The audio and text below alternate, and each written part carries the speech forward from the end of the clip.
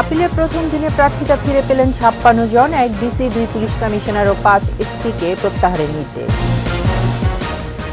মানবাধিকার ব্যবহার হচ্ছে রাজনৈতিক হাতিয়ার হিসেবে বললেন রাষ্ট্রপতি, জাতীয় কমিশনের শক্তিশালী ভূমিকার প্রত্যাশা। সিলেটের জৈন্তাপুর গ্যাস ক্ষেত্রে তেলের সন্ধান, দৈনিক ৫০০ থেকে ৬০০ ব্যারেল উত্তোলনের আশা। সিন্ডিকেটে বাড়ছে পেঁয়াজের দাম, অস্বাভাবিক মুনাফার প্রবণতা বন্ধের আহ্বান।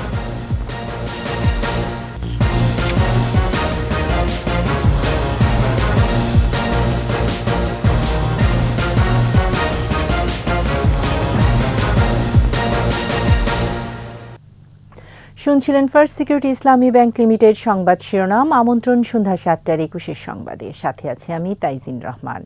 দর্শক, ২১ টেলিভিশনের সংবাদ একই সাথে সরাসরি দেখতে পাবেন আমাদের ফেসবুক পেজ www.facebook.com/2124 অনলাইনে। আবারও বদলির নির্দেশনা জারি করেছে নির্বাচন কমিশন। ব্রাহ্মণবাড়িয়া জেলা প্রশাসক, বরিশাল ও সিলেটের পুলিশ কমিশনার সহ বিভিন্ন জেলার এসপি সহ গুরুত্বপূর্ণ কর্মকর্তাকে প্রত্যাহার করা হয়েছে। এদিকে মনোনয়নপত্র বাতিলের বিরুদ্ধে নির্বাচন কমিশনে আপিলের প্রথম দিনের শুনানিতে প্রার্থীরা ফিরে পেয়েছেন ৫৬ জন। শিউলি শবনমের প্রতিবেদন। নির্বাচন ভবনে প্রধান নির্বাচন কমিশনারের নেতৃত্বে প্রথম দিনের আপিল শুনানি শুরু হয়। আইনজীবী ও সমর্থকদের নিয়ে উপস্থিত হন প্রার্থীরা।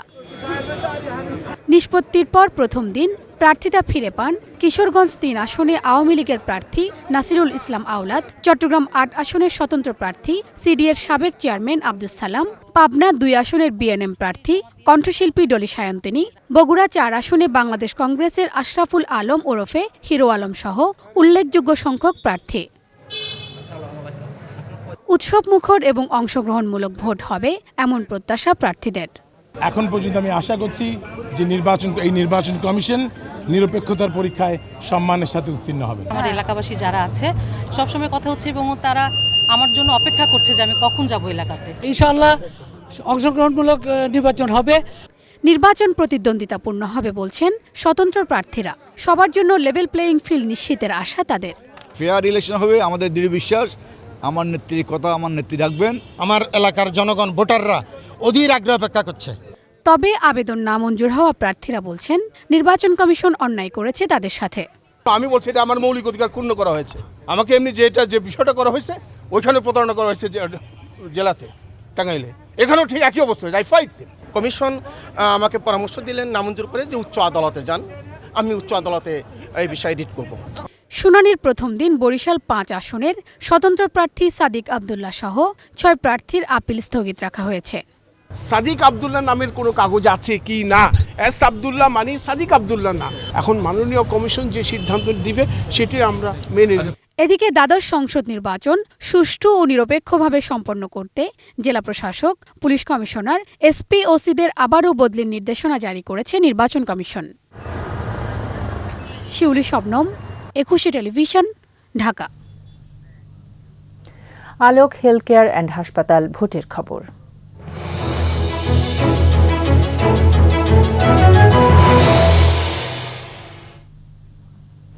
জমেছে নরসিংদীর নির্বাচনী মাঠ। এবার শুধুমাত্র নরসিংদীর ৩ আসনে প্রার্থী বদলেছে আওয়ামী লীগ। জহিরুল হক ভূঁইয়া মোহনের পরিবর্তে মনোনয়ন পেয়েছেন প্রয়াত এমপি রবিউল আউয়াল কিরণের ছেলে ফজলে রাব্বি খান। নরসিংদী ১ আসনে নৌকার প্রার্থীকে চ্যালেঞ্জ জানাতে ভোটের মাঠে নেমেছেন সাবেক মেয়র কামরুজ্জামান কামরুল। ভোটের মাঠে বিএনপির অনুপস্থিতিতে সরকারের উন্নয়ন তুলে ধরে সবগুলো আসনই ধরে রাখতে চায় আওয়ামী লীগ। নরসিংদী প্রতিনিধি মাখন দাসের পাঠানো রিপোর্ট জানাচ্ছেন মানিক শিকদার। দক্ষিণ এশিয়ার সবচেয়ে বড় সার কারখানা, ১৫,০০০ কোটি টাকায় ঘোড়াশাল পলাশ ইউরিয়া সার কারখানায় এলাকার মানুষের কর্মসংস্থান হয়েছে। এই কারখানাটি বলছে বদলে যাওয়ার গল্প। নরসিংদীতে ঢাকা সিলেট মহাসড়কের কাজ চলছে।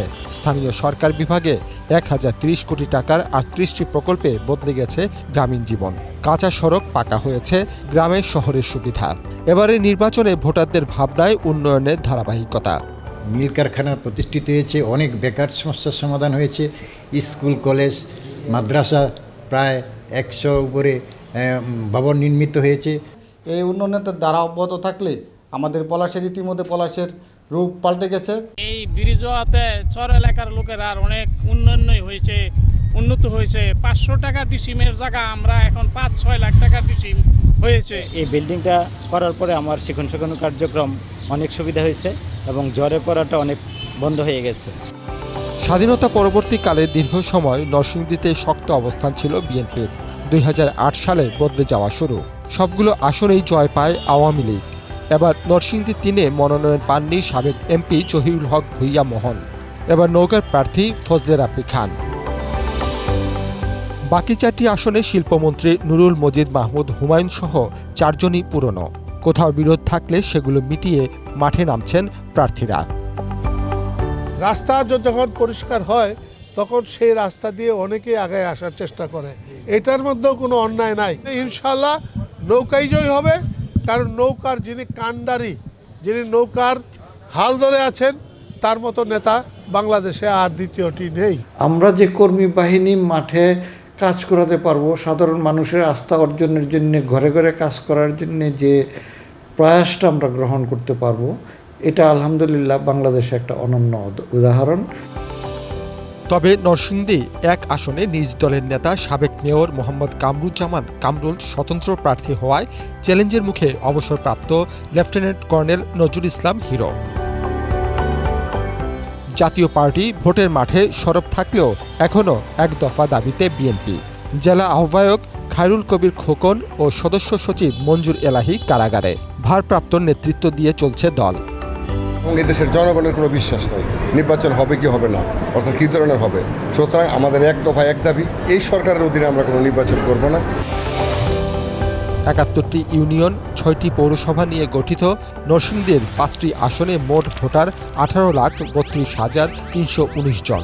এর মধ্যে 9,174 জন নারী এবং 9,32,145 জন পুরুষ ভোটার।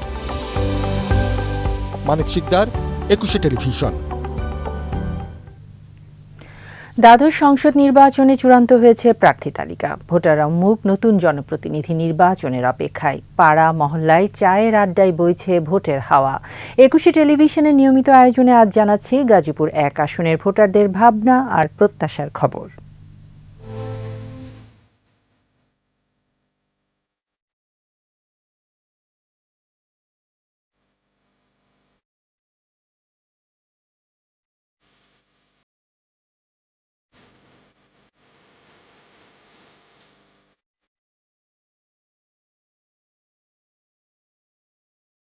কাকে ভোট দিবেন, কাকে দিবেন না, বা দিলে কেন দিবেন, একটু জানতে চাই আপনার কাছে মতামত। বিএনপি ক্ষমতায় ছিল, এই গাজীপুরে কালিয়াকৈর দুর্নীতিবাজ ছিল, এখানে অনেক চাঁদাবাজি করতো, রাহাজানি করতো। আমরা সেরকম ভাবে যেমন উন্নয়ন পাই নাই, সমস্ত টাকা দুর্নীতি লুটপাট করে তারা খাইছে। কিন্তু এই আওয়ামী লীগ সরকার ক্ষমতায় আসার পর এই সন্ত্রাসী কালিয়াকৈরকে একেবারে শান্তিপূর্ণ কালিয়াকৈরে উন্নীত করেছেন। খাম্বা চোর এক একটা খাম্বা নিতে 50,000 60,000 টাকা নিচ্ছে। বিদ্যুতের কারেন্টের মিটারের যে কাঠ লাগাইতো, সে কাঠের থেকেও টাকা নিত। পায়খানা, রাস্তা ঘাট সকল কিছুতে তারা চাঁদা করতো। বিএনপি আসার মতো কোনো সুযোগ দেওয়ার নাই, কারণ হইলো ওনারা হইলো দুর্নীতিবাজ। আওয়ামী লীগ সরকার এই 15 বছরে যে উন্নয়ন করেছে 50 বছরেও কেউ করতে পারে নাই। আপনাদের তো নির্বাচন যাবেন ভোট দিতে? হ্যাঁ যাবো, যদি ভোট হয় তাহলে যাবো, ভোট দেবো, নৌকা মার্কা করে দেবো। আমাদের এই জায়গায় যে সমস্ত যে ব্রিজগুলো হলো, যে আমাদের নলুয়াতে একটা ব্রিজ হলো বোয়ালি ইউনিয়নে, আবার এই যে আমাদের বোয়ালির দক্ষিণ পাশে এই একটা খালের মধ্যে একটা ব্রিজ হলো, সব জায়গায় ব্রিজ হয়েছে। রাস্তাঘাট আমরা যে ধরনের পাইছি এরকম আমরা পেয়ে থাকি না। বিভিন্ন গাড়িতে পেট্রোল বোমা মেরে মানুষ হত্যা করছে, মানুষকে পুড়িয়ে মেরেছে। এই কারণে আমরা বিএনপিকে আমরা ঘৃণা করি। শেখ হাসিনা সরকার যে অভূতপূর্ব উন্নয়ন করেছে, বাংলাদেশকে বদলে দিয়েছে। আমি চাই সামনেও শেখ হাসিনাই ক্ষমতায় আসুক। আর শিশলতা আমার সরকার, আমি যখন হাসিনার বা ভোট প্রথম ভোটে আমি দিচ্ছি অনমিলিকি করি, আমি বিএনপি সিম্পি করি। বিএনপি আমার লাইসের মতন বিএনপি কইছি দিয়েছিলাম আমার চাষা ধরে নেওয়ার পরে আমি কইছি শোনেন, আমার একটা অমিলিকি যে কলা গাছ খারাপ, আমি কলা গাছে ভোট দিব, তো আপনাকে ভোট দিব না। বিএনপি আমি বিএনপির কোনো সময় ভোট দিই না। ক্ষমতা আসবে আমি না, আমি দিতাম না। আমার কলা গাছ খারাপ, কলা গাছটা আমি ভোট দিব। এবারে চোখ ফেরাবো অন্যান্য প্রসঙ্গে। রাষ্ট্রপতি মোহাম্মদ শাহাবুদ্দিন বলেছেন, মানবাধিকার এখন রাজনৈতিক হাতিয়ার হিসেবে ব্যবহার হচ্ছে। গাজায় যুদ্ধবিরতিতে যুক্তরাষ্ট্রের ভেটো দেওয়ার প্রসঙ্গ টেনে রাষ্ট্রপতি বলেন, মার্কিনীদের বাংলাদেশের কাছ থেকে মানবাধিকার শেখা উচিত। গণমানুষের আকাঙ্ক্ষা পূরণে মানবাধিকার কমিশন শক্তিশালী ভূমিকা রাখবে বলে প্রত্যাশার কথাও জানান রাষ্ট্রপতি। বাকিটা জানাচ্ছেন প্রণব চক্রবর্তী। সবার জন্য স্বাধীনতা, সমতা ও ন্যায় বিচার এ প্রতিপাদ্যে মানবাধিকার দিবস পালন। রাজধানীর একটি হোটেলে জাতীয় মানবাধিকার কমিশনের এ আয়োজনে যোগ দেন রাষ্ট্রপতি মোহাম্মদ শাহাবুদ্দিন। বক্তৃতায় মানবাধিকার প্রতিষ্ঠায় একে অন্যের পাশে দাঁড়ানোর আহ্বান জানান বক্তারা। বলেন, মানবাধিকার সার্বজনীন, কেউ তা ছিনিয়ে নিতে পারবে না। প্রতিষ্ঠা লগ্ন থেকে জাতীয় মানবাধিকার কমিশন রাষ্ট্রের মানবাধিকার সুরক্ষা উন্নয়নে নিরলসভাবে কাজ করে আসছে। যেসব বিচার থেকে জনগণ বঞ্চিত ছিল সেসব বিচার সম্পন্ন করা হয়েছে। এসবের মাধ্যমে দেশে আইনের শাসন প্রতিষ্ঠা হয়েছে। রাষ্ট্রপতি তাঁর বক্তৃতায় বলেন, মানবাধিকার রাজনৈতিক ও বাণিজ্যিক প্রভাব প্রতিপত্তির হাতিয়ার হিসেবে ব্যবহৃত হচ্ছে। বিশ্বের বিভিন্ন স্থানে যুদ্ধ ও জাতিগত হাঙ্গামায় হাজারো মানুষের অধিকার লঙ্ঘন হচ্ছে বলে খেদ ঝরে রাষ্ট্রপতির কণ্ঠে। কত নির্মমভাবে এই গাজায় মানুষকে, মুসলমানকে শেষ করে দেওয়া হচ্ছে, নির্বিচারে হত্যা করা হচ্ছে, আর সারা বিশ্ব নীরব ভূমিকা পালন করছে। সারা বিশ্বকে এগিয়ে আসতে হবে। মার্কিনীরা আমাদেরকে যেন আর মানবাধিকার না শেখায়। বাংলাদেশ মানবাধিকার তাদেরকে শেখাবে। যারা মানবাধিকার আমাদেরকে শেখায়, যারা টিচ করতে চায়, তাদের মাস্টার আমরা, তাদের মাস্টার বাংলাদেশ। মানবাধিকার রক্ষায় জাতীয় মানবাধিকার কমিশনকে সবসময় সজাগ থাকার নির্দেশ দেন রাষ্ট্রপতি। আমি আশা করি জাতীয় মানবাধিকার কমিশন সকল মানবাধিকার কর্মী, সংস্থা ও অংশীদারদের নিয়ে একযোগে কাজ করবে এবং গণমানুষের আকাঙ্ক্ষা পূরণে শক্তিশালী ভূমিকা রাখতে সক্ষম হবে। মানবাধিকারের চরম লঙ্ঘন 25শে মার্চ গণহত্যা দিবসকে আন্তর্জাতিক স্বীকৃতি দিতে বিশ্ব সম্প্রদায়ের প্রতিও আহ্বান জানান রাষ্ট্রপতি মোহাম্মদ শাহাবুদ্দিন। গণহত্যা দিবসকে যেন আন্তর্জাতিকভাবে স্বীকৃতি পায়। প্রণব চক্রবর্তী, 21 টেলিভিশন, ঢাকা। মানবাধিকার লঙ্ঘনের অভিযোগ তুলে গণতন্ত্র ও জাতীয় নির্বাচনের ইস্যু আন্তর্জাতিক মহলের সামনে তুলে ধরতে চায় একটি গোষ্ঠী। রাজনৈতিক হাতিয়ার হিসেবেও মানবাধিকার হয়ে উঠেছে উষ্ণ ইস্যু, যেখানে ফিলিস্তিনের নারী শিশুর রক্তাক্ত লাশের স্তূপে দাঁড়িয়ে নীরব দর্শকের ভূমিকায় ক্ষমতাধর দেশগুলো সেখানে 10 লাখ রোহিঙ্গা জনগোষ্ঠীর পুনর্বাসনে দৃষ্টান্ত স্থাপন করেছে বাংলাদেশ। আরও জানাচ্ছেন আকবর হোসেন সুমন। দরজায় কড়া নাড়ছে দ্বাদশ জাতীয় সংসদ নির্বাচন। ভোটের মাঠে আশা নিরাশার দোলাচলে ভাগ্য উন্নয়নের কথা বলতে যোগ্য প্রতিনিধি সংসদে পাঠাবে জনগণ। ঠিক একই সরলরেখায় এসে সরব মানবাধিকার দিবস। চলছে মানবাধিকারকে প্রশ্নবিদ্ধ করার নানা আয়োজন। গণতন্ত্র ও মানবাধিকার পরিপূরক বলেই বৈষম্য এড়িয়ে 1948 সাল থেকে দিবসটি পালনের সিদ্ধান্ত নেয় জাতিসংঘ। মানবাধিকারের মানদণ্ডে শত সমালোচনার মুখোমুখি হয়েও বাস্তুচ্যুত রোহিঙ্গা জনগোষ্ঠীর পুনর্বাসনে মানবিক দৃষ্টান্ত স্থাপন করেছেন প্রধানমন্ত্রী শেখ হাসিনা। তবুও এই স্বীকৃতি আড়াল করে বিশ্বের সামনে তুলে ধরা উল্টো নালিশের নেপথ্যে যারা, তারাই তো আগুন সন্ত্রাসে পুড়িয়েছে মানবতা। এমন বাস্তবতায় ফিলিস্তিনে ধ্বংসস্তূপের উপর দাঁড়িয়ে মানবাধিকারের আওয়াজ তুলছে ক্ষমতাধর দেশগুলো। আকবর হোসেন সুমন, 21 টেলিভিশন। মানবাধিকার দিবসের নানা আয়োজন নিয়ে আরও খবর থাকছে সংবাদের পরের অংশে। সিলেটের জৈন্তাপুরে একটি গ্যাস কূপের 3টে স্তরে গ্যাস ও একটি স্তরে জ্বালানি তেলের সন্ধান মিলেছে। সংবাদ সম্মেলনে জ্বালানি ও খনিজ সম্পদ প্রতিমন্ত্রী নসরুল হামিদ জানিয়েছেন, এখান থেকে দৈনিক 500 থেকে 600 ব্যারেল হারে তেল পাওয়া যাবে। আরও জানাচ্ছেন সাইদুল ইসলাম। সিলেটের জৈন্তাপুরের 10 নম্বর গ্যাস কূপ। এই কূপের নতুন 3টে স্তরে গ্যাস পাওয়া গেছে। একই সাথে অন্য একটি স্তরে মিলেছে তেলের সন্ধানও। একযোগে উৎপাদন করা হলে এই কূপটি থেকে প্রায় 8-10 বছর উত্তোলন করা যাবে। বিজয়ের মাসে আনন্দের এই খবর জানাতে সংবাদ সম্মেলন করেন বিদ্যুৎ, জ্বালানি ও খনিজ সম্পদ প্রতিমন্ত্রী। গ্যাসের প্রবাহ। গ্যাসকূপের ২,৫৭৬ মিটার গভীরতায় খনন কাজ সম্পন্ন হয়েছে জানিয়ে প্রতিমন্ত্রী জানান, সবচেয়ে নিচের স্তরে ২,৫৪০ থেকে ৫৫০ মিটার পর্যন্ত পরীক্ষা করে ২৫ মিলিয়ন ঘনফুট গ্যাস পাওয়া গেছে, আর মজুদের পরিমাণ ৪৩ থেকে ১০০ বিলিয়ন ঘনফুট। ২,৫৪০ এবং ২,৪৬০ মিটার গভীরতায় একযোগে উৎপাদন করা হলে ৮ থেকে ১০ বছর সাস্টেইন করবে এই পুরো জায়গাটা। গড় ভারিত মূল্য হিসাবে এর মূল্য দাঁড়াবে ৮,৫০০ কোটি টাকা। এছাড়া ২,৪৬০ থেকে ২,৪৭৫ মিটার গভীরে আরও একটি গ্যাসের স্তর পাওয়া গেছে।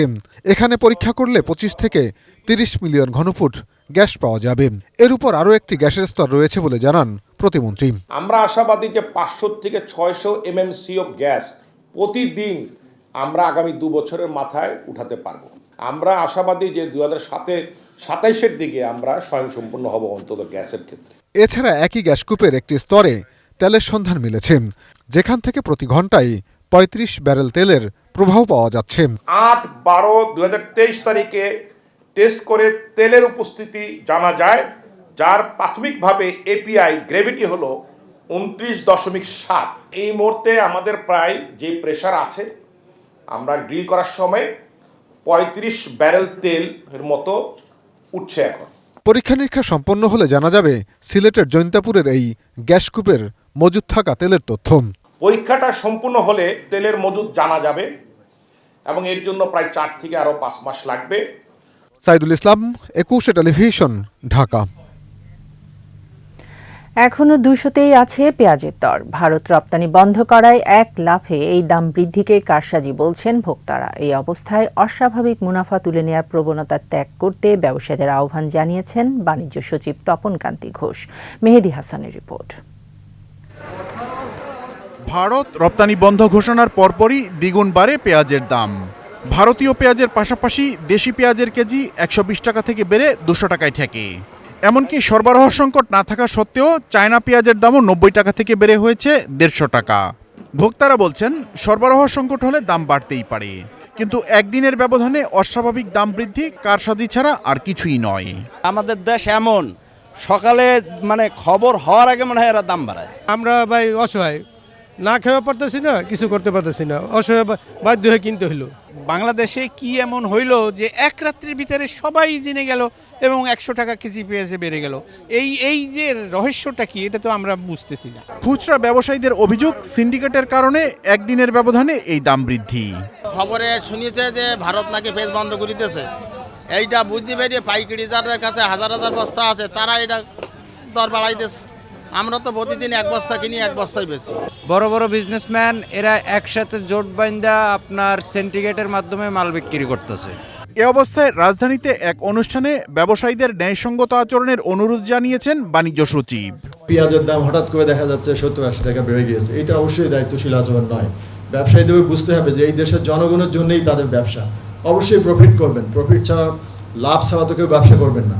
কিন্তু যে পণ্যের মূল্য কালকে উনি কিনেছেন ১০০ টাকা, হয়তো ১২০ টাকা বিক্রি করছিলেন, একদিনে ২০০ টাকা কিভাবে হয়ে যায়?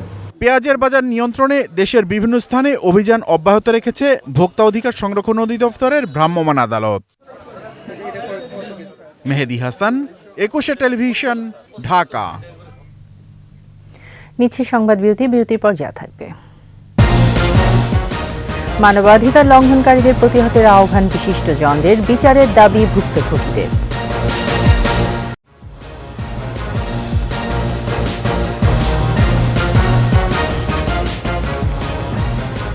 আবারও আমন্ত্রণ সন্ধ্যা ৭টার ২১ সংবাদে।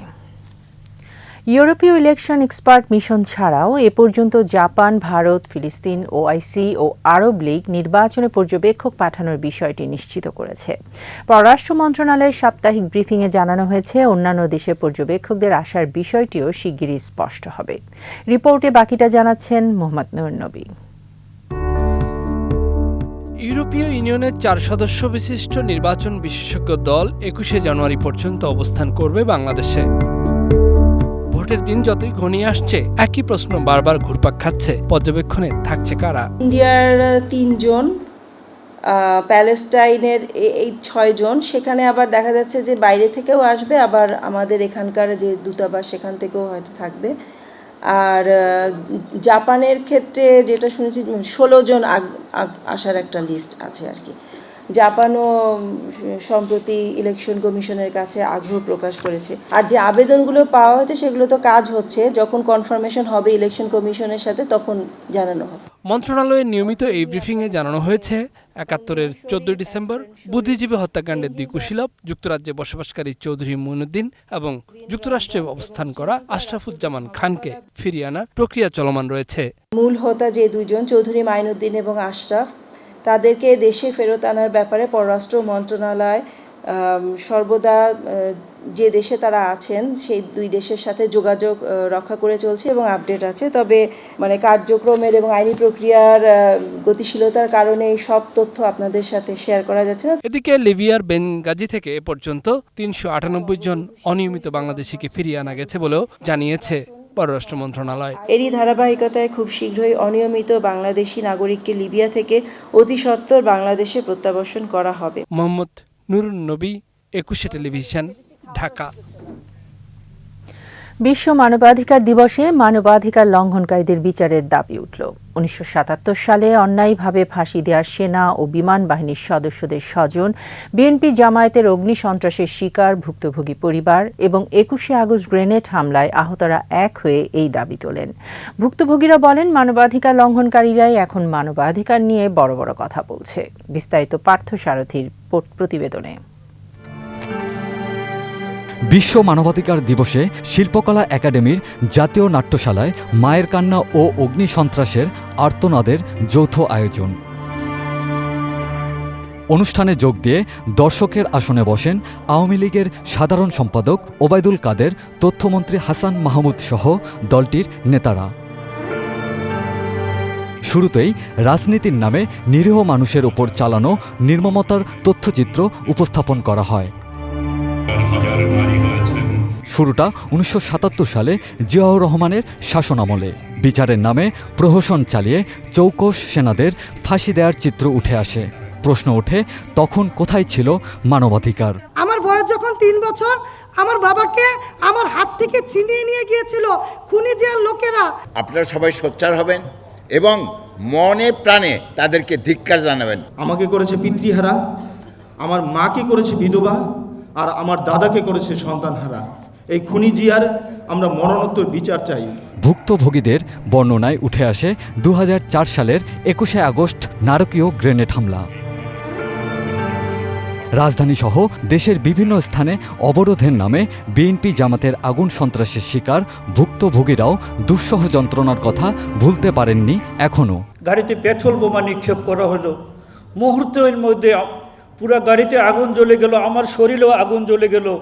এরকম সময়, এরকম দিন যেন কোনো মানুষের জীবনে না আসে। মানবাধিকার লঙ্ঘনের এসব অপরাধের বিচারের দাবি ওঠে অনুষ্ঠান থেকে। আমার ছেলের যে মৃত্যুবরণ করবা, তার এই একটা বাচ্চা, এই 1.5 মাস বয়স, একটা বাচ্চা 3 বছর। প্রধানমন্ত্রীর কাছে এই আকুল আবেদন, আমার ছেলের বিচারটা যেন নিশ্চিত হয়। যুবলীগের গেঞ্জি পরে তরুণের জয়যাত্রা সমাবেশে গিয়েছিল, এটা কি আমার ভাইয়ের অপরাধ ছিল? একজন মানুষ তার শিক্ষা, তার চিকিৎসা, তার বাসস্থান, সেখানেও তাদের হাতে নিরাপদ নয়। আজকে আপনারা আমার মধ্যে পার্থক্য কি? আপনারা সুস্থ, আমি এই বাস্তবতা নিয়ে মৃত্যু, আমাকে এই অগ্নিসন্ত্রাসের আর্তনাদের মধ্যেই থাকতে হবে। অডিটোরিয়ামের বাইরে মানবাধিকার লঙ্ঘনের এসব ঘটনার প্রতীকী চিত্র এভাবেই ফুটিয়ে তোলা হয়। পার্থ সারথী, 21 টেলিভিশন, ঢাকা। নির্বাচন সামনে রেখে আগুন সন্ত্রাস, পেট্রোল বোমা নিক্ষেপ, জীবিত মানুষকে পুড়িয়ে মারা, সংখ্যালঘু নির্যাতন রোধ সহ মানবাধিকার লঙ্ঘনকারীদের প্রতিহতের আহ্বান জানিয়েছেন বিশিষ্টজনেরা।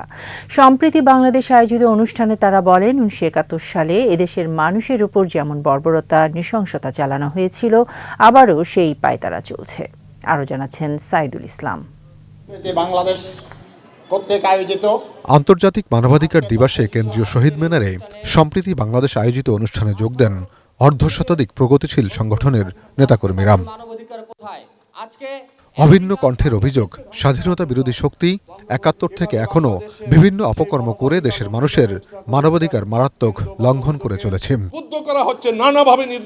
বিশিষ্টজনেরা বলেন, ৭৫-এ জাতির পিতাকে সপরিবারে হত্যা এদেশের ইতিহাসে চরম মানবাধিকার লঙ্ঘনের লজ্জাজনক দৃষ্টান্ত।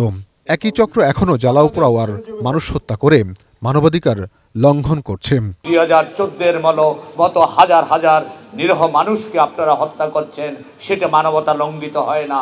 হিন্দু মুসলিম বৌদ্ধ খ্রিস্টানের মাঝে কোনো বিভেদ ছিল না, সেই বিভেদ তৈরি করে যে তাদেরকে এখন পর্যন্ত উদ্বুদ্ধ করা হচ্ছে, নানাভাবে নির্যাতন করে। সম্প্রতি বাংলাদেশের রাওবাগ বলেন, পৃথিবী জুড়ে মানবতা বিপন্ন হচ্ছে, গাজায় নিরীহ নারী ও শিশুদের হত্যা করা হচ্ছে। একই সময়ে বাংলাদেশের নির্বাচন সামনে রেখে আগুন সন্ত্রাস, সংখ্যালঘু নির্যাতন সহ নানা অপকর্ম করা হচ্ছে।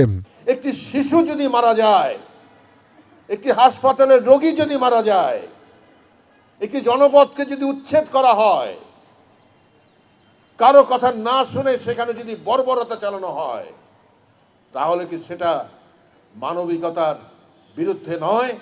যারা নির্বাচনকালীন সময়ে অগ্নি সন্ত্রাস করে, যারা ধর্মীয় সংখ্যালঘুদের উৎপাত করে, আঘাত করে, অত্যাচার করে, যেটা আমরা দেখেছি 2001 সালে অক্টোবর মাসে, যে জন্য আমরা বলি 2001 সালের অক্টোবর মাসটা হচ্ছে ব্ল্যাক অক্টোবর।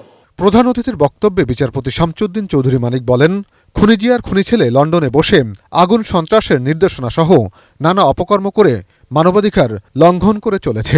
খুনি জিয়ার খুনি ছেলে যে দণ্ডপ্রাপ্ত হয়ে বিলেতে বসবাস করছে, তার নির্দেশে মানবাধিকার চরমভাবে লুণ্ঠিত করছে বিএনপি এবং জামাতের নেতা এবং কর্মীরা। তারা 13, 14, 18 যা করেছিল, জ্বালাও পোড়ার মাধ্যমে মানুষ হত্যা করেছে, সম্পদ বিনষ্ট করেছে। বিশ্ব মানবতার পক্ষে বাংলাদেশ শিরোনামে এই আয়োজনে মানবতা বিরোধী সব কর্মকাণ্ডকে প্রতিহতের আহ্বানও উচ্চারিত হয়। সাইদুল ইসলাম, 21 টেলিভিশন, ঢাকা। সরকারের পতন না হওয়া পর্যন্ত মাঠে থাকার ঘোষণা দিয়েছে বিএনপি। সরকার সবচেয়ে বেশি মানবাধিকার লঙ্ঘন করছে বলেও অভিযোগ দলের নেতাকর্মীদের। জাতীয় প্রেস ক্লাবের সামনে বিশ্ব মানবাধিকার দিবস উপলক্ষে মানববন্ধনে বিএনপির স্থায়ী কমিটির সদস্য সেলিমা রহমান বলেন, জনগণ সরকারের বিরুদ্ধে ঐক্যবদ্ধ। বিএনপির নেতাকর্মীদের জেলে রেখে আরেকটি ডামি নির্বাচনের ব্যবস্থা করা হচ্ছে, যা দেশের জনগণ প্রতিহত করবে বলে হুঁশিয়ারি করেন সেলিমা রহমান। কারাগারে নেতাকর্মীদের নির্যাতনের অভিযোগ তুলে শান্তিপূর্ণ আন্দোলনে সরকারের পতন ঘটানোর আহ্বান জানান এই বিএনপি নেত্রী।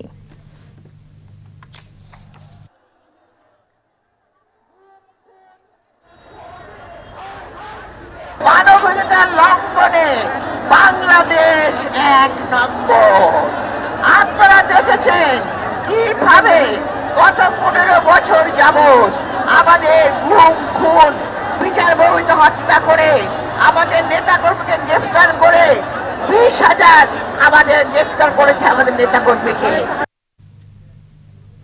ক্যালেন্ডারের পাতায় পৌষ আসার আগেই উত্তরাঞ্চল সহ সারা দেশে জেঁকে বসতে শুরু করেছে শীত। কুয়াশার কারণে ব্যাহত হচ্ছে ফেরি চলাচল। দেশের সর্বনিম্ন তাপমাত্রা পঞ্চগড়ের তেঁতুলিয়ায় 13.5 ডিগ্রি সেলসিয়াস। প্রতিনিধিদের তথ্যচিত্রে সমর ইসলামের রিপোর্ট। কুয়াশার চাদরে মোড়ানো এই দৃশ্য দেশের সর্ব উত্তরের জেলা পঞ্চগড়ের। অনেক বেলা করেও মিলছে না সূর্যের দেখা। দিনের বেলায়ও হেডলাইট চালিয়ে চলছে যানবাহন। রাতে বৃষ্টির মতো কুয়াশা পড়ে ঠাকুরগাঁও ও রংপুরে। কনকনে শীতে বিপর্যস্ত জনজীবন। বেশি বিপদে নিম্ন আয়ের খেটে খাওয়া মানুষ। ঠান্ডা খুব বেশি, বাতাসের মধ্যে কোনো কাপড় চোপড় নাই। কুড়িগ্রামেও বেড়েছে শীত। জেলা প্রশাসকের কাছে হতদরিদ্রদের জন্য 400 কম্বল হস্তান্তর করেছে একটি বেসরকারি সংস্থা। ঘন কুয়াশার চাদরে ঢাকা যমুনার চরাঞ্চল সহ পুরো সিরাজগঞ্জ জেলা। ভোরে জীবিকার তাগিদে বাইরে বের হলেও তীব্র শীতে বিপর্যস্ত খেটে খাওয়া মানুষ। প্রচুর কুয়াশার মধ্যে রাস্তা দিয়ে গাড়ি ঘোড়া দেখা যাচ্ছে না। পোলাপান আমরা স্কুলে যে সকালবেলা 8টার দিকে নিয়ে যাই, তখন মনে করেন যে হাতে ধরে নিয়ে যায়। নিম্নচাপের প্রভাব কেটে যাওয়ার পর উপকূলীয় দ্বীপ জেলা ভোলায় বেড়েছে শীতের তীব্রতা। বিপাকে চরাঞ্চলের শ্রমজীবী মানুষ। কুয়াশার কারণে বিভিন্ন রুটে ব্যাহত হচ্ছে নৌ চলাচল। ঝড় বৃষ্টির পরে ঘন কুয়াশায় লস আটকে গেছে। শীত বেশি লাগে, আমার গাড়ি চালাইতে অসুবিধা হয়, এই লাইট জ্বালে চালাইতে। এদিকে কুয়াশার কারণে দৌলতদিয়া পাটুরিয়া ঘাটে শনিবার মধ্যরাত থেকে রোববার সকাল 10টা পর্যন্ত বন্ধ থাকে ফেরি চলাচল। এ সময় যাত্রী ও যানবাহন নিয়ে দিক হারিয়ে মাঝ পদ্মায় আটকা পড়ে 4টি ফেরি। সমার ইসলাম, 21 টেলিভিশন। নিচ্ছি সংবাদ বিরতি, যখন ফিরছি তখন থাকবে। গাজায় অর্ধেকেরও বেশি মানুষ অনাহারে, জানালো জাতিসংঘ। যুদ্ধযোদ্ধার ইসরায়েলের কাছে যুক্তরাষ্ট্রের অস্ত্র বিক্রি।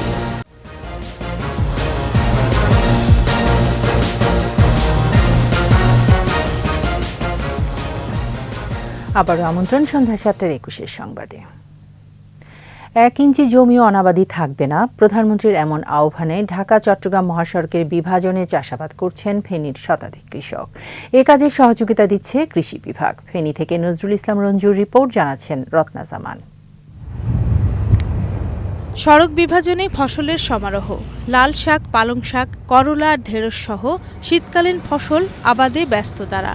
ঢাকা চট্টগ্রাম মহাসড়কের ফেনীর 27.40 কিলোমিটার অংশে 2 লেনের মাঝখানে চলছে এ চাষাবাদ।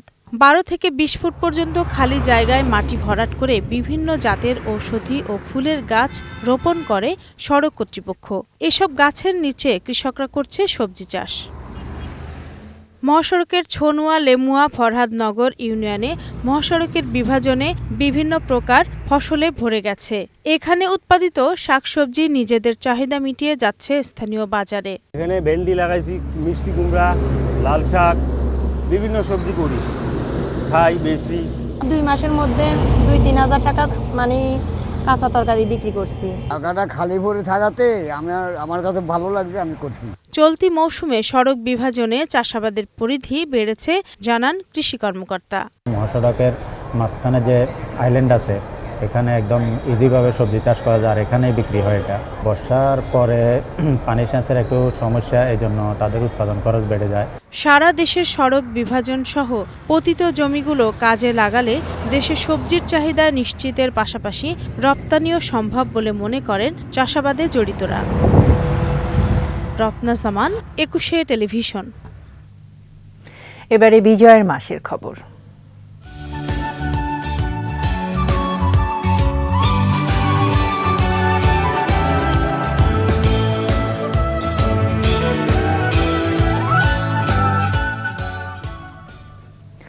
অধিকার আদায়ে শোষণ আর অত্যাচারের বিরুদ্ধে প্রতিবাদী বাংলার নারী আর কৃষক শ্রমিকেরা।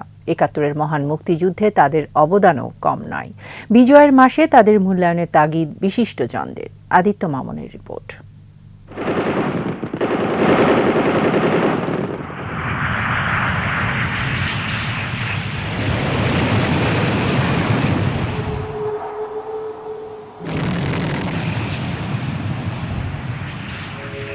দাম দিয়ে কিনেছি বাংলা, কারোর দানে পাওয়া নয়। পশ্চিম পাকিস্তানের চেয়ে অর্থনৈতিক সমৃদ্ধি বেশি থাকা সত্ত্বেও বাঙালিকে থাকতে হয়েছে অধিকার বঞ্চিত। বাংলার কৃষক মজুরদের সম্পদ দিয়েই গড়ে তোলা হয়েছে একের পর এক বড় প্রকল্প আর উন্নয়ন অবকাঠামো। ঢাকাকে প্রাদেশিক রাজধানী নয়, বরং প্রোপাগান্ডার রাজধানী বানিয়ে পশ্চিম পাকিস্তানে একই সময়ে 3টি রাজধানী শহর গড়ে তুলেছিল শাসক গোষ্ঠী। আমি দাম দিয়ে কিনেছি বাংলা। বাংলার শ্রম, ঘামের ন্যায্য মূল্য আদায়ের চূড়ান্ত সংগ্রাম, স্বাধীনতা যুদ্ধে অকুতোভয়ে পাকিস্তানি দখলদার আর দেশীয় শত্রুদের বিরুদ্ধে লড়াই করেছেন কৃষক আর নারীরা। যুদ্ধে 30 লাখ শহীদের অধিকাংশ তারাই। তারা সহায়তা না করলে মুক্তিযোদ্ধারা এত সহজেই দেশের ভেতরে মুক্তিযুদ্ধ করতে পারত না। আমাদের মা বোনেরা এতটাই আমাদের অনুপ্রেরণা দিয়েছেন, এতটাই তারা ঝুঁকি নিয়েছেন এবং রাতের অন্ধকারে তারা আমাদের মুক্তিযোদ্ধাদের খাইয়েছেন, থাকার ব্যবস্থা করেছেন। সেই কারণে অনেককেই হানাদার বাহিনীর শিকার হতে হয়েছে। তা সত্ত্বেও তারা তাদের সন্তানদের মুক্তিযুদ্ধে পাঠিয়েছেন। বিজয়ের এই মাসে তাদের অবদান স্মরণের পাশাপাশি মেহনতি মানুষের কল্যাণে কাজ করার পরামর্শ এই অর্থনীতিবিদের। বৈশ্বিক উন্নয়নের সাথে সমানতালে এগিয়ে যেতে চাইলে তাদের জন্য বাড়তি বরাদ্দ, কর্মসংস্থানেরও ব্যবস্থা করতে হবে। এই মুক্তিযোদ্ধারা, এই সাধারণ মানুষের সন্তানেরাই মুক্তিযুদ্ধটাকে এমন করে অন্তর্ভুক্তিমূলক এবং মহিমান্বিত করেছিলেন। তারা যেন আমাদের প্রতিটি উন্নয়ন কৌশলে, উন্নয়ন প্রকল্পে, উন্নয়ন ভাবনায় সবচেয়ে বেশি গুরুত্ব পায়। সেটিই হবে সত্যিকারের মুক্তিযুদ্ধের চেতনা বাস্তবায়নের বড় উপায়। মুক্তিযুদ্ধের বাংলাদেশে যেন সবার সামাজিক, সাংস্কৃতিক, অর্থনৈতিক ও রাজনৈতিক অধিকার প্রতিষ্ঠিত হয়, এমনই মত তার। সাধারণ মানুষের কল্যাণই যেন। আদিত্য মামুন, একুশে টেলিভিশন, ঢাকা। ওয়ানডে ও টি-20 সিরিজ খেলতে নিউজিল্যান্ডের উদ্দেশ্যে রাতে ঢাকা ছেড়েছে বাংলাদেশ দলের প্রথম বহর। গতরাতে একটি ফ্লাইটে মুস্তাফিজ, তানজিদ তামিম, তানজিম সাকিব, রিশাদ আহমেদ, তৌহিদ হৃদয়, এনামুল হক বিজয়, রাকিবুল হাসান ও মুশফিক হাসানদের সঙ্গী হয়েছেন সহকারী কোচ নিক পোথাস। কিউইদের বিপক্ষে টেস্ট সিরিজের দলে থাকা খেলোয়াড়রা যাবেন দ্বিতীয় বহরে। তাদের মধ্যে আছেন মুশফিকুর রহিম, মেহেদী হাসান মিরাজ, অধিনায়ক নাজমুল হোসেন শান্ত। সোমবার রাতে ঢাকা ছাড়ার কথা রয়েছে তাদের। 17 ডিসেম্বর ওয়ানডে ম্যাচ দিয়ে মাঠে গড়াবে দ্বিপাক্ষিক সিরিজটি। আর এরই সাথে শেষ করছি সন্ধ্যা 7টার 21 সংবাদ। যাবার আগে ফার্স্ট সিকিউরিটি ইসলামী ব্যাংক লিমিটেড সংবাদ শিরোনামগুলো জানিয়ে দিচ্ছি আরও একবার। আপিলের প্রথম দিনে প্রার্থীরা ফিরে পেলেন 56 জন। 1 ডিসি, 2 পুলিশ কমিশনার, 5 এসপিকে প্রত্যাহারের নির্দেশ। মানবাধিকার ব্যবহার হচ্ছে রাজনৈতিক হাতিয়ার হিসেবে, বললেন রাষ্ট্রপতি। জাতীয় কমিশনের শক্তিশালী ভূমিকার প্রত্যাশা। সিলেটের জৈন্তাপুরে গ্যাস ক্ষেত্রে তেলের সন্ধান। দৈনিক 500 থেকে 600 ব্যারেল উত্তোলনের আশা। সিন্ডিকেটে বাড়ছে পেঁয়াজের দাম, অস্বাভাবিক মুনাফার প্রবণতা বন্ধের আহ্বান।